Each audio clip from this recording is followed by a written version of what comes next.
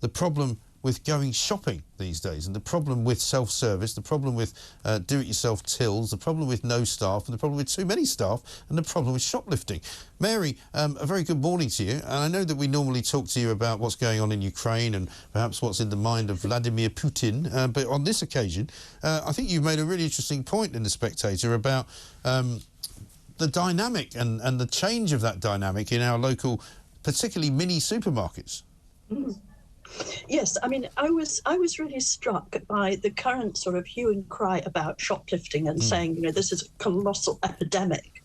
And nobody actually really drawing any conclusion about the introduction everywhere now of self-service tills, to the point where there are almost no serve tills at all. Yeah. No tills where you can actually go and find a human being to interact with, you mean?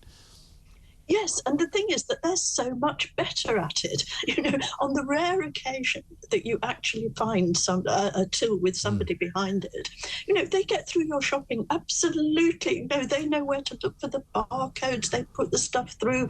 The best ones even pick out the heavy stuff to go in your basket first. You can pack as they put it through.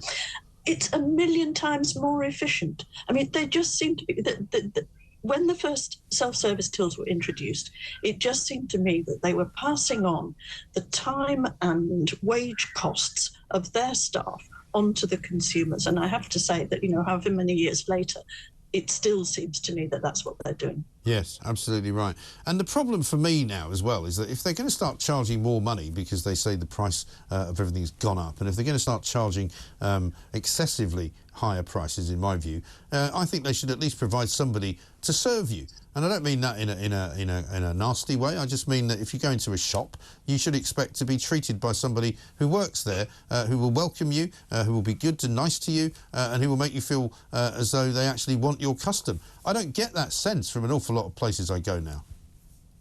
No, and I think in some ways it's a pity because among the people who were really unsung heroes of the pandemic, I think at least, you know, in the small supermarkets that I used to go to in those times, you know, they were the people who were showing up every day, doing their job, stacking the shelves, helping you through, explaining why some things were there, some things weren't. And, you know, they were, in some ways, they were as much the heroes as of the pandemic. As the NHS was. Yeah. And I think it's a pity in a way that, you know, and the shoplifting thing isn't unrelated to this. I think that people, you know, if people felt better about going to their supermarkets, maybe there would be, you know, more cooperation either way. Right.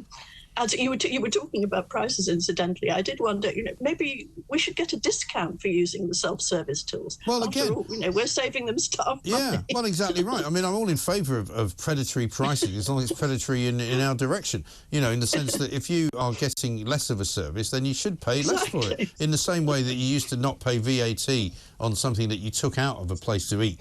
And you only paid it if you sat down and ate it inside the shop. But you've also talked about a change in the nature of the sort of dynamic in terms of people sometimes being stopped before they leave now and maybe being asked if somebody can look in their bag or if there's some kind of QR code to get out.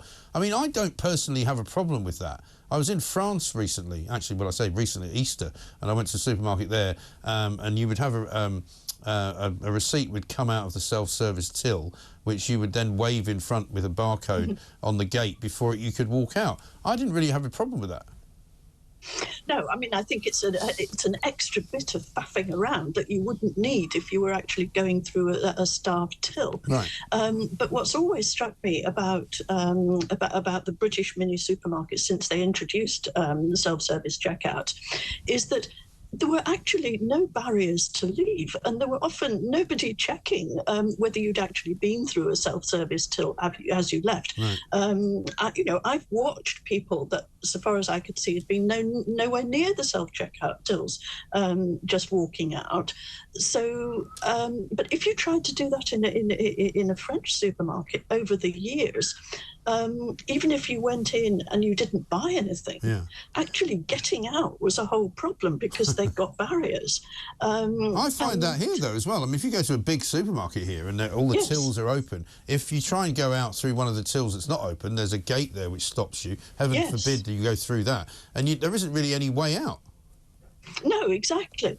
And it just seems that things have been allowed to get so incredibly lax that everything is sort of self-service, including taking up the stuff off the shelves and walking out. And then people complain, well, there's an epidemic of shoplifting. Yeah, I mean, I used to get very worked up when I think it was I'm not going to name them, but one of the supermarkets declared that they were no longer going to give out plastic bags for the fruit and vegetables. So if you were actually going to buy any of it, you'd have to buy it loose, and you'd have to sort of price it yourself. You'd have to put it on a scale. You'd have to press a button to try and find it on some ridiculously complicated map, and then you'd have to then charge yourself, get a sticker to print out and stick it on the fruit, and then somehow carry it, in your arms, if you didn't have anything else to put it in, to the checkout counter.